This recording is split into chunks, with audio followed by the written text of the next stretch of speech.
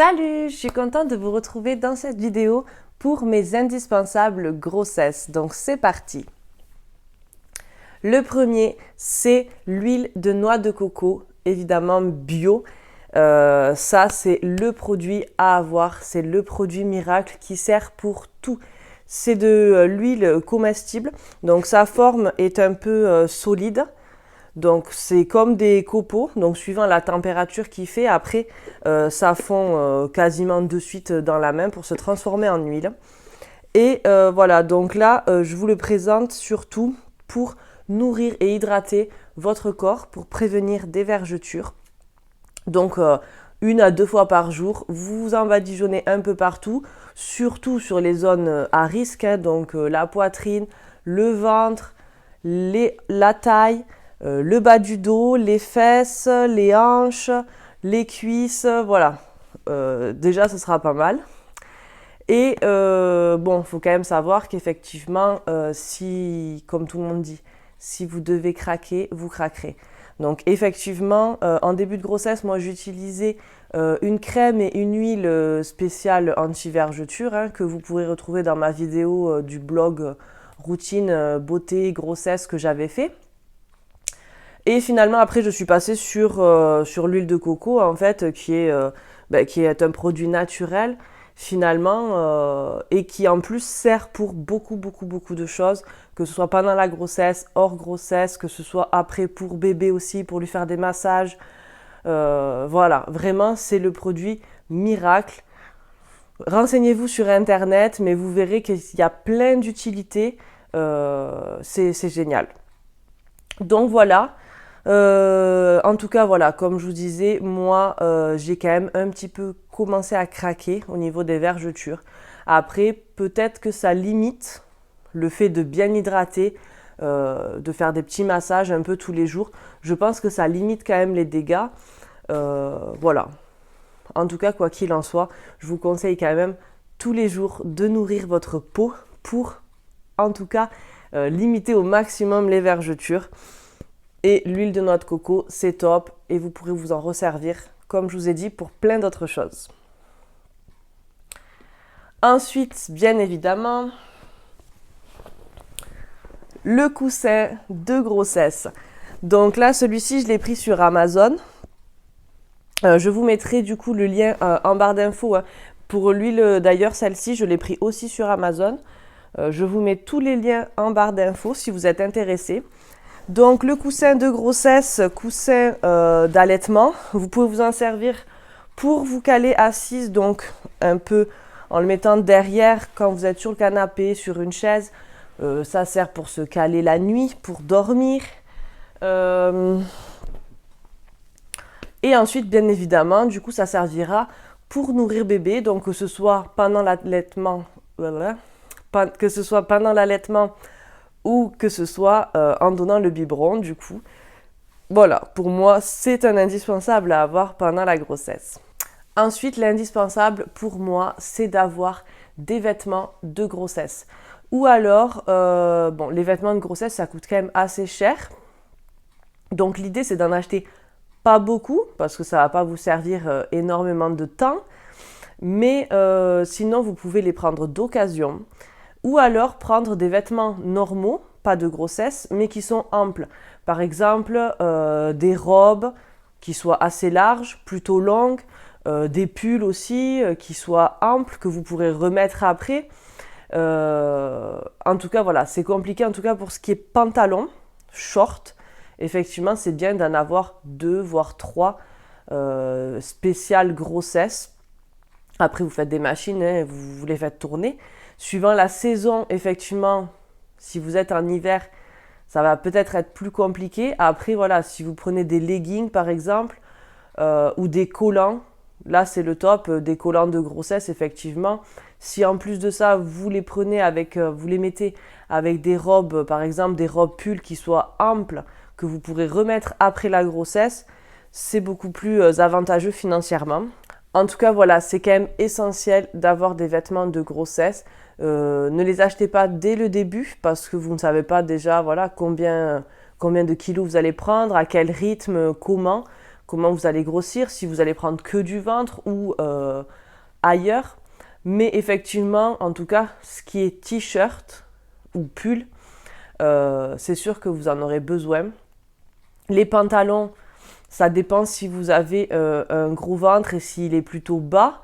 Mais après, c'est vrai que certaines, au début, elles laissent le pantalon ouvert ou elles mettent, vous savez, des espèces de bandeaux.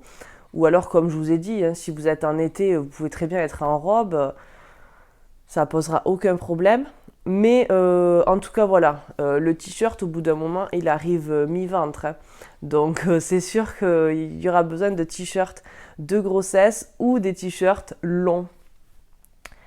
Et ah oui, et du coup aussi, comme je vous disais, suivant le poids que vous prenez, il va falloir peut-être acheter aussi des culottes, ce qui a été mon cas. Donc j'ai racheté des culottes en coton basique, une taille au-dessus, pour être plus à l'aise là pour la fin de la grossesse. Je vais m'en servir aussi du coup pour la maternité, vu qu'ils demandent des culottes confortables ou des culottes filées. Mais bon, en l'occurrence, d'après ce que j'ai cru comprendre, c'est beaucoup plus confortable d'avoir des culottes en coton. Et voilà, ça permet d'avoir des culottes où on est à l'aise dedans, parce que c'est vrai que si vous prenez un peu des fesses, des hanches, des cuisses, vous allez vraiment être vite serré dans vos culottes. En parlant de sous-vêtements, ce qui serait bien aussi, c'est de vous procurer une brassière ou un soutien-gorge de grossesse. Donc moi, je préfère brassière sans armature, c'est beaucoup plus confortable. Si vous souhaitez allaiter, autant en prendre un qui s'ouvre, parce que finalement, moi, je les ai achetés à Kiabi. J'ai regardé le prix des brassières classiques, hein, qui ne sont pas de maternité, et les brassières qui font de maternité qui s'ouvrent. Et finalement, il n'y avait que 1 ou 2 euros de différence. Donc, autant prendre ceux qui s'ouvrent. Et du coup, j'en ai pris 2. Donc, on verra si c'est suffisant. Mais bon, je pense, hein, parce que de toute façon, je ferai quand même des machines tous les jours, peut-être tous les 2 jours, vu qu'on a quand même nos habits à nous, plus les habits du bébé. Donc, je pense que de toute façon, les machines, elles tourneront régulièrement. Mais en tout cas, voilà. Et je pense que ce qui est important aussi, c'est d'avoir quelques coussinets d'allaitement. Donc soit jetables, soit en tissu lavable. Et de la crème pour les tétons. Donc effectivement, c'est bien de les avoir avant l'accouchement, parce que certaines femmes peuvent perdre du lait, du colostrum, durant la grossesse. Donc voilà, c'est quand même bien d'avoir sous la main quelques coussinets si jamais vous perdez du lait. Et en fin de grossesse, il est conseillé aussi de se mettre du coup de la crème pour les mamelons. Donc moi j'ai pris celle-ci. Donc c'est la crème Lancino à la lanoline. Vous verrez, hein, c'est celle qui est le plus répandue. Et donc ce qui est conseillé, c'est le dernier mois de grossesse, de s'en mettre un peu tous les jours pour vraiment nourrir le téton. Et en plus de ça, si vous avez le téton qui rentre un peu à l'intérieur, en même temps, il est conseillé d'essayer de masser légèrement pour essayer de le faire sortir, en fait, de le stimuler. Donc voilà, essentiel aussi à avoir. Tant qu'on est dans les habits, je vous parle aussi de la ceinture de grossesse, qui pour ma part ne m'a pas été très utile pour l'instant. Après, pour des personnes qui restent debout toute la journée, qui travaillent jusqu'à la fin de la grossesse, peut-être que ça peut être quand même utile, mais en fait, pour moi, je trouve ça vachement désagréable d'avoir quelque chose qui serre sous le ventre, en fait. Je préfère justement être dans des vêtements très larges, très amples, ne pas être compressée. Alors, je l'ai mis certains jours, hein. C'est vrai qu'il y a une légère différence, mais c'est pas flagrant. Donc, honnêtement, je pense pas que ce soit vraiment utile. Et en plus de ça, du coup, ma sage-femme m'a dit que même si on utilise la ceinture de grossesse, c'est bien de l'utiliser que très rarement, de façon à ce que le dos ne s'habitue pas à avoir la ceinture. Parce que du coup, sinon, votre dos, il se muscle pas en fait. Donc déjà que j'ai mal au dos, alors si en plus je l'habitue à avoir la ceinture, si certains jours je ne la mets pas, en gros, j'aurai encore plus mal. En tout cas, voilà, je vous en parle. Ce n'est pas un indispensable pour moi, mais ça peut l'être pour vous. Donc, j'en parle aussi. En tout cas, pour celles qui ne savent pas, peut-être que le mieux, c'est d'en trouver d'occasion ou de s'en faire prêter une quelques jours. de façon à voir si ça vous convient. Parce qu'effectivement, dépenser de l'argent pour quelque chose que vous ne servirez pas, c'est un peu dommage. Après, il me semble que peut-être ça peut être remboursé à la pharmacie. Je ne sais pas. En tout cas, voilà. Pour moi, ce n'est pas un indispensable. Par contre, ce qui est indispensable, c'est les bas de contention. Donc, ça dépend de votre gynéco ou votre sage-femme. Soit ce sera dès le début de la grossesse, soit il vous les prescrira un peu plus tard. Honnêtement, c'est bien de commencer le plus tôt possible, même si c'est vrai que c'est dérangeant. Mais ça peut réduire quand même pas mal de problèmes, notamment la phlébite ou des troubles veineux comme des gonflements, des varices et l'effet d'avoir les jambes lourdes. Donc vous avez soit le format chaussette, donc qui arrive jusqu'au genou, donc couleur chair ou en noir. Sinon vous avez du coup les bas qui arrivent du coup jusqu'aux cuisses. Donc après ça s'étire. Hein. Et donc en haut vous avez une espèce de silicone là qui permet que ça tienne au niveau des cuisses. Donc pareil, vous pouvez choisir entre couleur chair et noir. Donc moi ce que j'ai fait c'est que en début de grossesse, au 3e mois, la maternité m'a fait une ordonnance.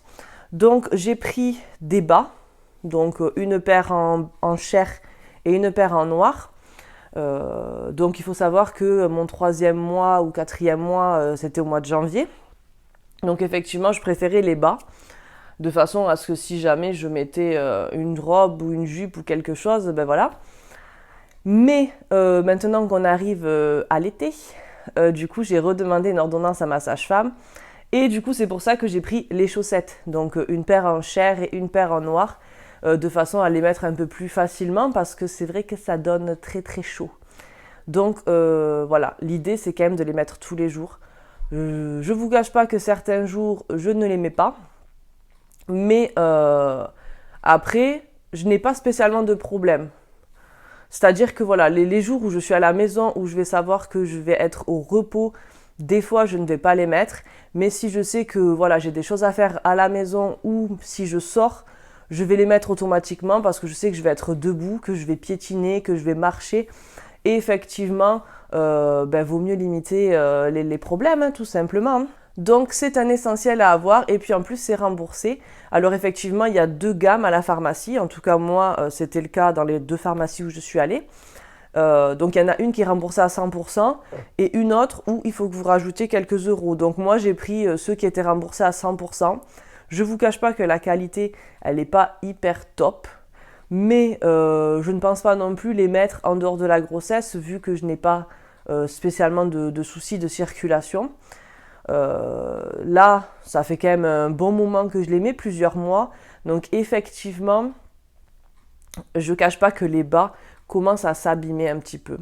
Donc il paraît que c'est un peu moins efficace le bas s'il est abîmé. Mais maintenant, il me reste 1 mois et demi de grossesse. Je vais pas redemander une ordonnance ou aller en acheter. Après, je pense pas que ce soit illimité non plus, hein, qu'on ait droit d'en avoir plein de gratuits. Mais bon, voilà, la qualité n'est pas super top. Alors à vous de voir si vous voulez payer un peu plus cher et avoir la gamme au-dessus. En tout cas, c'est un indispensable à avoir pour limiter du coup les problèmes de circulation qui sont beaucoup plus fréquents en fait pendant la grossesse. Donc c'est pour ça qu'il est conseillé d'en mettre.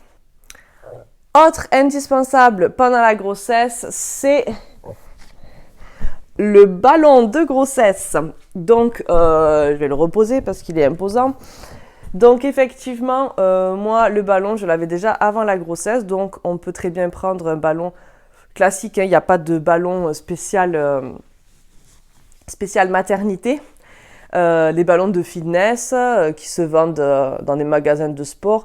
Moi, il me semble que je l'avais pris à Jiffy ou à Lidl. Enfin bon, en tout cas, voilà, c'est un indispensable, je pense, parce que du coup, le bassin va un peu bouger au fil de la grossesse, surtout du coup au 3e trimestre, hein, ça peut commencer au 2e trimestre, et ça peut se bloquer. Donc moi, c'est ce qui a été mon cas. Donc effectivement, le fait de faire des exercices sur le ballon permet vraiment d'assouplir le bassin et d'éviter qu'il se bloque. Ça permet de soulager aussi les problèmes de dos. Donc effectivement, ça va muscler et étirer votre dos.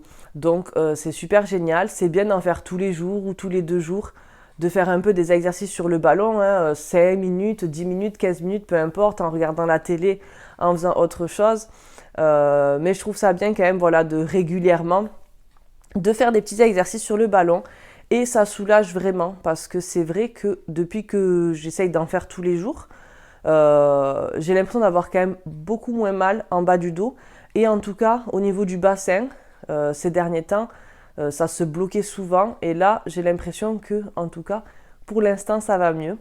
Je suis aussi allée chez l'ostéopathe, donc je vous en parle parce que c'est vrai que c'est peut-être indispensable aussi pendant la grossesse. En tout cas, ce qui est indispensable, je pense, c'est d'y aller 1 mois avant l'accouchement, à peu près, parce que avant l'accouchement prévu. C'est ce que l'ostéopathe, en tout cas, m'a conseillé de faire pour aligner le bassin, ce qui va faciliter l'accouchement. Donc, si votre bassin se décale un peu, ça peut, pas compliquer l'accouchement, mais peut-être ralentir le travail, parce que du coup, si le bassin est un peu décalé, le bébé en descendant va devoir faire un peu plus de mouvement pour sortir tout simplement. Donc voilà, j'en parle aussi donc de l'ostéo. Je pense que c'est indispensable d'y aller avant l'accouchement. Autre indispensable, c'est la crème solaire. Donc moi, j'ai pris un petit tube pour la simple et bonne raison que je pense que c'est suffisant. Puis surtout que là, je suis en fin de grossesse, il me reste que 1 mois et demi et il commence à peine à faire beau. Pour moi, c'est essentiel parce qu'effectivement, déjà, c'est pas très conseillé de prendre le soleil enceinte. Sauf que si on sort, que ce soit en voiture ou pour se balader à pied ou que ce soit dans son jardin, des fois, le soleil, ça peut être très traître. Ça m'est arrivé, j'ai pris un coup de soleil sur le visage il y a quelques jours de ça. Donc c'est pour ça que j'ai vite acheté la crème solaire. Heureusement pour ma part, je n'ai pas le masque de grossesse qui est apparu, mais apparemment ça peut favoriser et voilà, c'est pas très bon. Donc indice 50, crème solaire, et voilà, si vous êtes amené durant votre grossesse, soit parce qu'elle tombe en été ou en printemps, ou si vous êtes amené à prendre le soleil tout simplement, à vous balader, qui fait vraiment très beau, c'est bien de s'en mettre au moins sur le visage et après, suivant votre tenue, un petit peu sur les bras ou sur les jambes. En tout cas, c'est un indispensable pour la grossesse. Et d'ailleurs, c'est bien aussi d'en prendre une spéciale bébé parce que ce sera indispensable pour votre bébé qui d'ailleurs ne doit pas prendre le soleil, mais effectivement, si vous vous baladez en poussette ou en voiture, il y aura forcément un moment où il prendra le soleil, donc il faut absolument avoir de la crème solaire. Autre indispensable pour moi, c'est la balance. Donc ça peut ne pas être un indispensable pour vous parce que de toute façon, tous les mois lors de votre suivi de grossesse, vous serez, si vous n'avez pas de balance chez vous, le gynéco ou la sage-femme en a une, donc il vous pèsera. Après, pour ma part, j'ai trouvé ça bien de pouvoir suivre semaine après semaine mon poids pour pouvoir me le noter, suivre un peu l'évolution tout simplement de mon poids. Donc je pense que c'est important d'avoir une balance chez soi.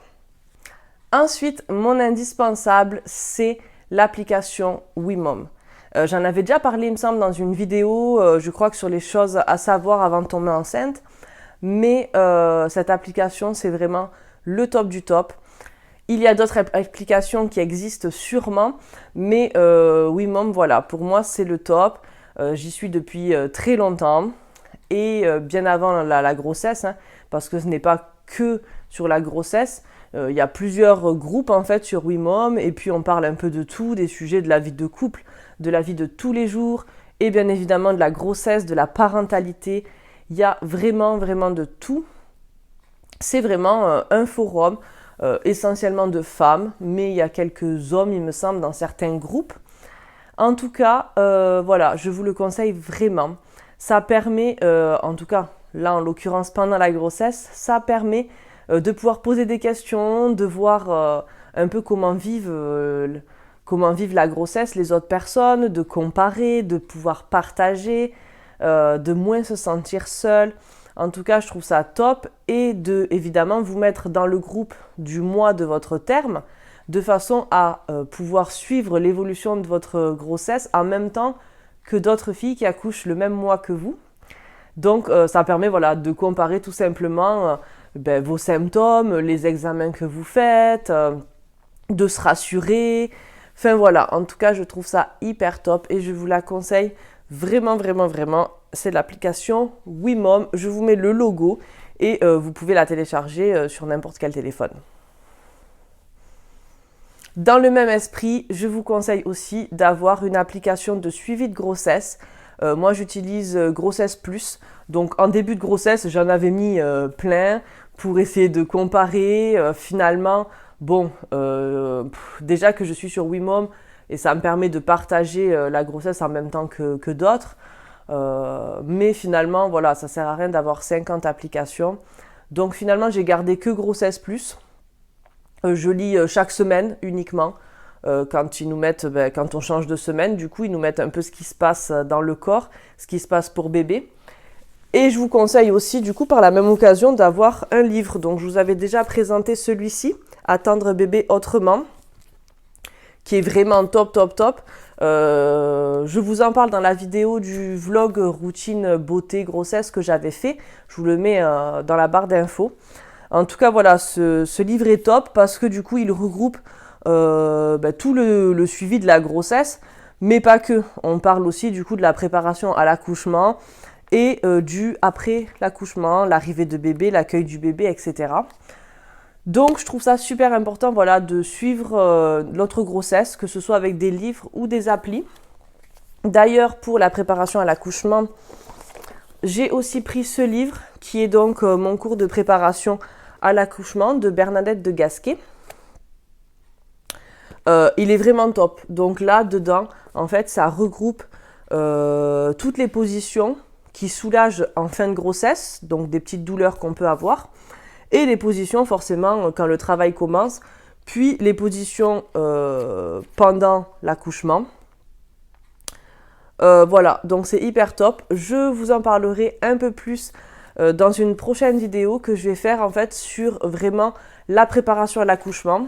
Je vous en parlerai un peu plus en approfondi à ce moment-là. Mais en tout cas, voilà, mon essentiel, c'est de suivre la grossesse et de se préparer à l'accouchement grâce à des livres et des applications. Ensuite, donc, je vais vous parler maintenant des indispensables, surtout voilà, en fin de grossesse. Hein. Donc, l'huile de périnée. Donc, c'est une huile qui est pour faire des massages du périnée. Encore une fois, mon huile de noix de coco bio. Comme je vous ai dit, ça sert vraiment pour tout. Donc, pour ma part, ça ne sert absolument à rien d'acheter une huile spéciale, mais vous pouvez très bien à la pharmacie ou sur internet choisir une huile spéciale périnée. Mais en tout cas, sachez que l'huile de noix de coco bio peut très très très bien faire l'affaire parce qu'elle est très bonne à cet endroit-là pour les parties intimes. D'ailleurs, c'est un très bon lubrifiant. Et si vous êtes sujette à des mycoses ou des choses comme ça peut aussi vous soulager. Donc, c'est vraiment top en fait. Et donc voilà, ce n'est vraiment pas dangereux. Hein. Donc, pour les massages, en fait, ce qui est conseillé, c'est à peu près vers 36-37 semaines d'aménorrhée. C'est du coup de prendre un petit peu d'huile et de se masser au niveau du périnée pour assouplir le muscle, ce qui va permettre du coup de faciliter l'accouchement et de réduire le risque de déchirure et d'épisiotomie. Donc il est conseillé de faire à peu près 5 à 10 minutes par jour. Je vous en parlerai aussi dans ma vidéo de préparation à l'accouchement, donc on en parlera un peu plus en approfondi encore une fois. Mais en tout cas, c'est un essentiel à avoir du coup. Vous pouvez vous en servir pour tout, pour tout, pour tout, pour tout. Autre indispensable pour la fin de grossesse, c'est du coup l'infusion de feuilles de framboisier. Donc celle-ci, je l'ai pris à Biocop.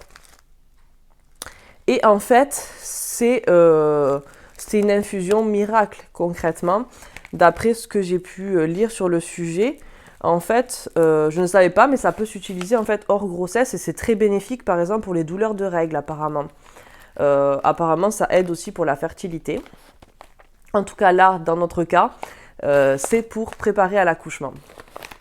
Parce que du coup, ça va permettre de stimuler l'utérus de façon à avoir des contractions beaucoup plus efficaces, ce qui va permettre d'avoir un accouchement plus rapide et moins douloureux.